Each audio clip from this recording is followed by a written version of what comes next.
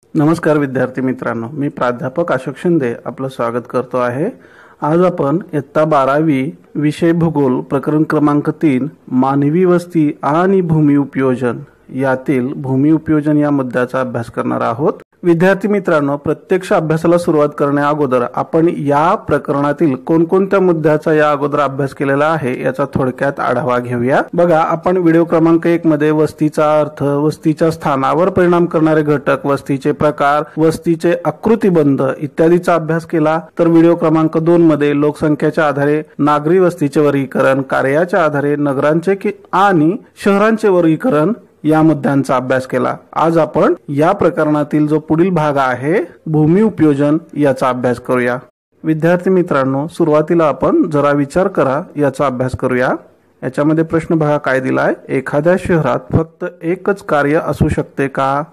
शहर बहुकार्यात्मक असण्याची कारणे कोणती?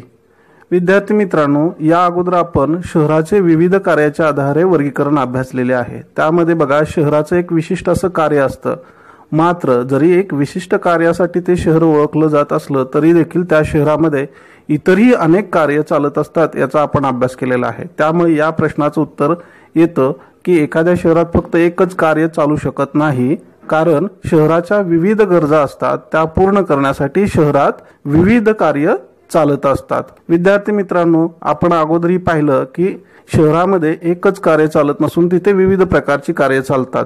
त्यातील एखादे कार्य हे प्रमुख असते ज्याद्वारे ते शहर ओळखलं जातं। उदाहरणार्थ बघा, पुणे शहरात शिक्षणाचं कार्य चालतं, पुण्याला आपण शैक्षणिक शहर म्हणून ओळखतो, मात्र त्याचबरोबर त्या पुण्यामध्ये इतरही अनेक कार्य चालतात। उदाहरणार्थ तिथे मोठमोठ्या IT कंपनी आहेत, बांधकाम उद्योगाचा मोठा विकास झालेला आहे, त्याचबरोबर इतरही छोटे मोठे उद्योग पुण्यात चालतात।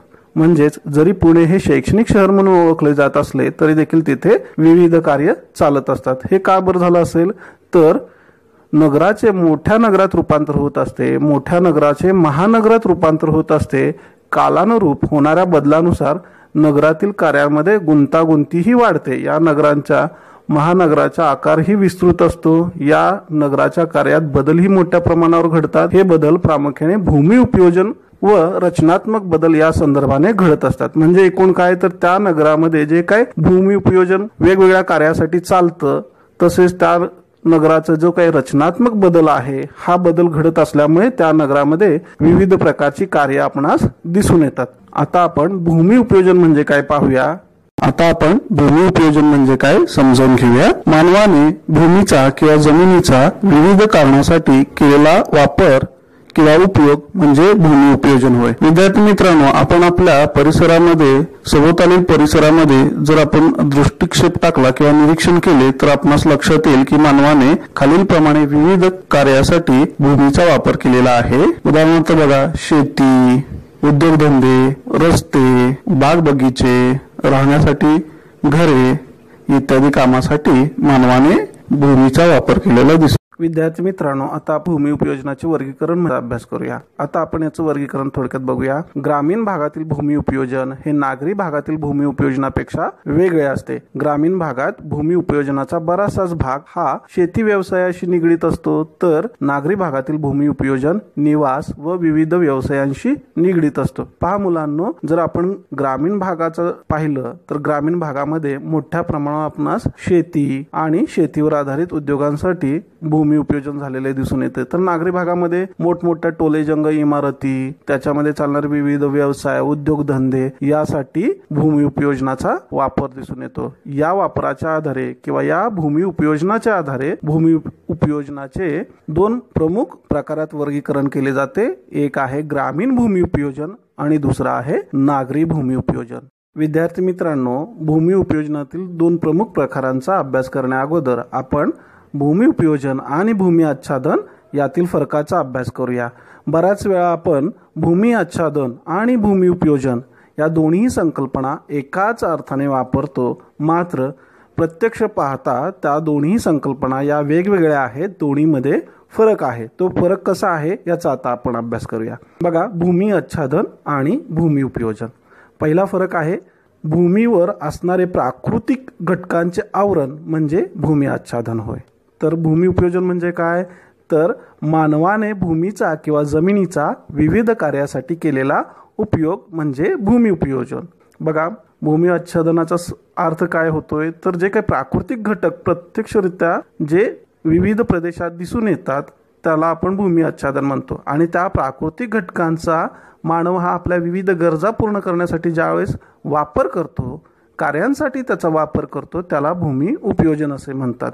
दुसरा फरक आहे, भूमी आच्छादनामध्ये वने, पाणी, बर्फ, वाळू, खडक, डोंगर, पर्वत इत्यादींचा समावेश होतो. तर भूमी उपयोजनामध्ये यामध्ये घरे, उद्योग, शेती, वाहतुकीचे मार्ग इत्यादींचा समावेश होतो आहे. तिसरा फरक आहे, भूमी आच्छादन नैसर्गिक असते, तर भूमी उपयोजन हे मानवी क्रियांमुळे घडून येते. चौथा फरक आहे, भूमी आच्छादन मानवाच्या गरजापूर्तीसाठी उपयोगी ठरते, तर भूमी आच्छादनाचा वापर मानव आपल्या विविध गरजा भागवण्यासाठी करत असतो. पाचवा फरक आहे, भूमी आच्छादन प्रदेशानुसार बदलते.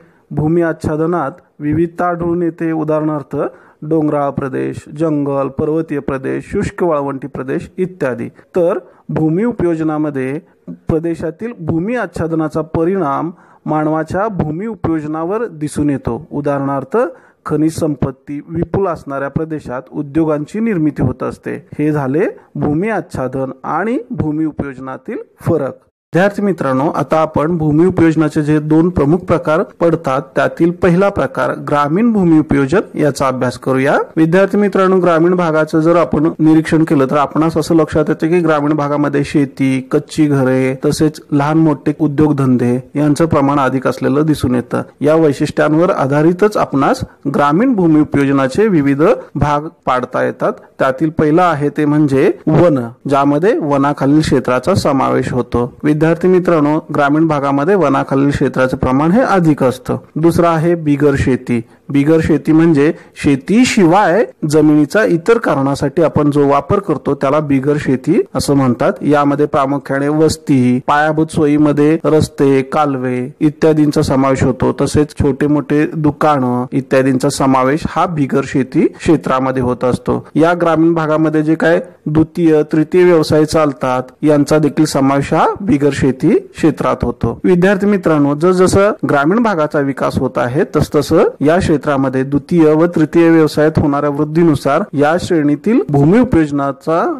दर देखील वाढत आहे. हे क्षेत्र वाढताना आपणास दिसत आहे. तिसरं क्षेत्र आहे ते म्हणजे ओसाड किंवा नापीक अनुत्पादक भूमी, ज्या क्षेत्राचा वापर हा घरे बांधण्यासाठीही केला जात नाही किंवा शेतीसाठी देखील त्याचा उपयोग होऊ शकत नाही. अशा भूमी उपयोजनाच्या क्षेत्रास ओसाड व अनुत्पादक भूमी क्षेत्र असं ओळखलं जातं. याच्यामध्ये बघा, उंच सकल डोंगराळ भूमी, ओसाड वाळवंट, घळीयुक्त भूमी यांचा समावेश होतो. तसेच जी भूमी कृषी व्यवसायाखाली कोणत्याही प्रकारचे तंत्र वापरून आणता येत नाही अशी भूमी ही ओसाड व अनुत्पादक भूमी क्षेत्रामध्ये येते. म्हणजे बघा विद्यार्थी मित्रांनो, अशी ही जी काही ओसाड जमीन आहे याच्यामध्ये जे काही कृषीसाठी आपण विविध तंत्रे वापरतो, मशागतीचे असो, नांगरणीचे असो किंवा खतं असो, या सगळ्यांचा वापर केला तरी देखील त्या क्षेत्राचा उपयोग हा आपल्याला कृषीसाठी करता येत नाही.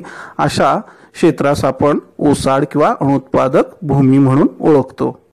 विद्यार्थी मित्रांनो, ग्रामीण भूमी उपयोजनातील चौथं क्षेत्र आहे कायमस्वरूपी गायरान व चराऊ जमीन. गायरान किंवा कायम चराऊ जमीन ही प्रामुख्याने ग्रामपंचायतीच्या किंवा शासनाच्या मालकीची असते. अशी जमीन फारच थोड्या प्रमाणात खासगी मालकीची असू शकते. ग्रामपंचायतीच्या मालकीची जमीन पंचायतीच्या सार्वजनिक मिळकतीचे साधन असते. मित्रांनो, आपण पाहतो की प्रत्येक खेडेगावामध्ये गावातील पाळीव जनावरे चरण्यासाठी काही कायमस्वरूपी गायरान किंवा चराऊ जमीन असते.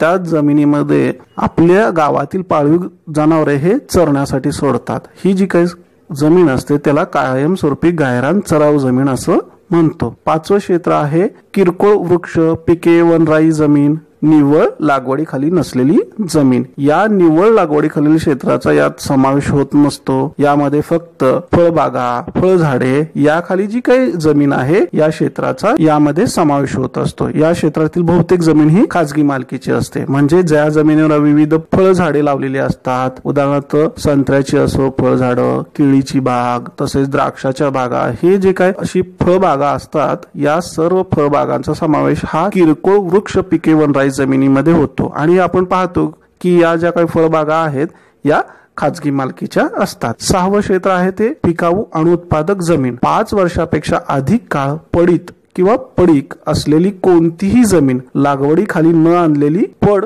या प्रकारात मोडते. ही जमीन कोणत्याही वेळेस भर घालून तिची गुणवत्ता वाढवून लागवडीखाली आणता येते. म्हणजे सर्वसाधारणपणे 5 वर्षापेक्षा जास्त काळ एखादी जमीन आपण पडीत ठेवली, त्याच्यामध्ये जर आपण शेती केली नाही किंवा तिचा काही उपयोग केला नाही तर तिला पिकाऊ अनुत्पादक जमीन असे म्हणतात. कारण ही पिकाऊ आहे. जर आपण त्याच्यामध्ये थोड्याफार प्रमाणावर प्रयत्न केले, तिची गुणवत्ता वाढवली तर तिचा उपयोग हा शेतीसाठी किंवा इतर पिके घेण्यासाठी करता येऊ शकतो. म्हणून या जमिनीस पिकाऊ अनुत्पादक जमीन असे म्हणतात.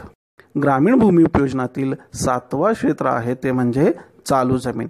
1 वर्ष किंवा त्यापेक्षा कमी काळ लागवडीखाली नसलेली जमीन या क्षेत्रात येते. जमिनीला जाणीवपूर्वक पड ठेवण्याच्या शेती पद्धतीमुळे या क्षेत्राची निर्मिती होते. पड ठेवलेल्या काळात जमीन नैसर्गिकरित्या पुन्हा कसदार बनते किंवा तिला सुपीकता प्राप्त होते. विद्यार्थी मित्रांनो, बघा, आपण ग्रामीण भागामध्ये शेतीत एक पीक घेतल्यानंतर काही कालावधीसाठी त्या जमिनीमध्ये दुसरं पीक घेतलं जात नाही. ती जमीन तशीच पड ठेवली जाते. का तर जमिनीचा पोत सुधारावा, जमिनीमध्ये नैसर्गिकरित्या पुन्हा कसदारपणा यावा, त्यानंतर आपण तिथं दुसरं पीक घेतो. या दरम्यान म्हणजे पहिलं पीक आणि दुसरं पीक या दरम्यानच्या कालावधीमध्ये आपण काही काळ ती जमीन पड ठेवतो किंवा पडीक ठेवतो. ही जे आहे त्याला आपण चालू जमीन असं म्हणतो. 8वं क्षेत्र आहे चालू पडशिवायची पडजमीन. ही सुद्धा लागवडीयोग्य जमीन असते. जी जमीन 1 वर्षापेक्षा जास्त परंतु 5 वर्षापेक्षा कमी काळ पड राहते ती या प्रकारात मोडते. तथापि कोणतीही लागवडीयोग्य जमीन 5 वर्षापेक्षा जास्त पड राहिल्यास ती लागवडयोग्य अनुत्पादक जमीन या वर्गात मोडते. 9वं क्षेत्र आहे निव्वळ लागवडीखालील क्षेत्र. प्रत्यक्ष लागवड केलेली व उत्पादन घेतलेली आहे अशी शेतीखालील क्षेत्र म्हणजे निव्वळ लागवडीखालील क्षेत्र. म्हणजे जिथं आपण प्रत्यक्ष चालू पीक घेतो आहोत, तिथं शेती करतो आहोत, ते क्षेत्र म्हणजे निव्वळ लागवडीखालील क्षेत्र होत. विद्यार्थी मित्रांनो, आपण ग्रामीण भूमी उपयोजन म्हणजे काय पाहिलं, त्याची विविध क्षेत्रे पाहिली. आता आपण नागरी भूमी उपयोजन आणि तिची क्षेत्रे पाहूया. बघा, यातील पहिलं क्षेत्र आहे निवासी क्षेत्र. माणसाने स्वतःच्या निवासासाठी बांधकाम केलेलं क्षेत्र म्हणजे निवासी क्षेत्र. जिथं माणूस राहण्यासाठी मोठमोठी घरे बांधतो त्या क्षेत्राचा समावेश हा निवासी क्षेत्रामध्ये होतो. दुसरं क्षेत्र आहे औद्योगिक क्षेत्र.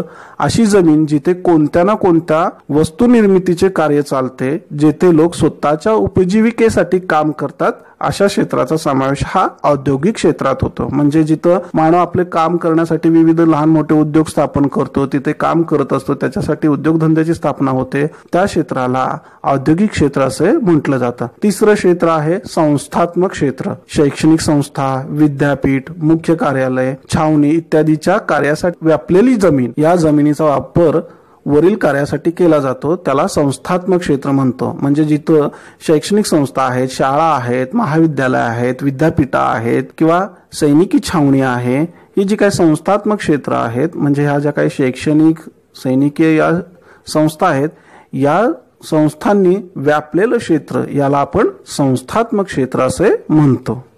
विद्यार्थी मित्रांनो, नागरी भूमी उपयोजनातील 4थं क्षेत्र आहे मनोरंजनाखालील क्षेत्र. नागरिकांच्या मनोरंजनाची साधने उपलब्ध असलेली जमीन. येथे नागरिक मनोरंजन किंवा करमणुकीसाठी जातात. उदाहरणार्थ खेळाचे मैदान, बाग, सिनेमागृह, नाट्यगृह इत्यादी.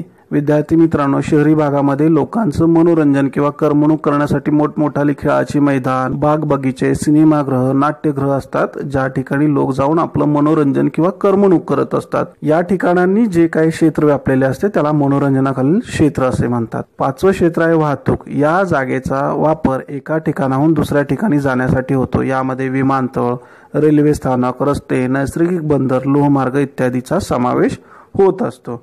6वं क्षेत्र आहे व्यापारी क्षेत्र. नागरी क्षेत्र, ज्या जमिनीवर पक्क्या मालाची दैनंदिन विक्री होते असे क्षेत्र.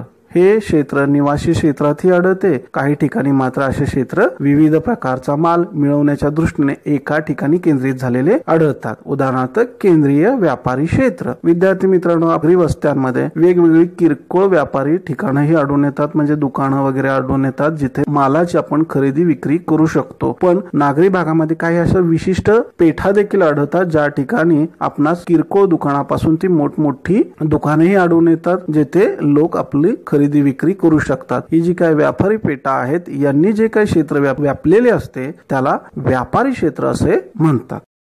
त्यानंतरचं 7वं क्षेत्र आहे रेखांकित किंवा सीमांकित भूखंड. हे मोकळे भूखंड असतात ज्यांचा वापर इमारतीच्या बांधकामासाठी केला जातो. हे क्षेत्र प्रामुख्याने नागरी क्षेत्राच्या सीमेवर आढळते. वाढत्या लोकसंख्येच्या दबावामुळे कृषी खालील जमिनीवर या क्षेत्राचे अतिक्रमण होत असते. विद्यार्थी मित्रांनो पहा, ज्यावेळेस एखाद्या शहराचा विस्तार होत असतो, त्या शहराची लोकसंख्या वाढत असते, त्यावेळेस त्या शहराच्या आसपासचा जो काही ग्रामीण भाग आहे त्या ग्रामीण भागातील शेतीचे प्रमाण हळूहळू कमी होत जातं व तिथे मोठमोठाली इमारती उभ्या राहतात जिथे लोक आपलं वास्तव्य करतात किंवा राहण्यासाठी मोठमोठाल्या इमारती बांधतात. हा जो काही भाग येतो त्याला रेखांकित सीमांकित भूखंड म्हणून ओळखलं जातं. 8वं क्षेत्र आहे संमिश्र भूमी उपयोजन. एखाद्या क्षेत्रात जेव्हा संमिश्र भूमी उपयोजन होत असते तेव्हा विभिन्न प्रकारचे भूमी उपयोजन या क्षेत्रात एकत्रित पाहावयास मिळते. म्हणजेच निवासी, व्यावसायिक, औद्योगिक या प्रकारचे भूमी उपयोजन हे एकाच क्षेत्रात एकत्रितपणे आढळून येते. अशा क्षेत्रांमध्ये घरे, व्यवसाय, दुकाने,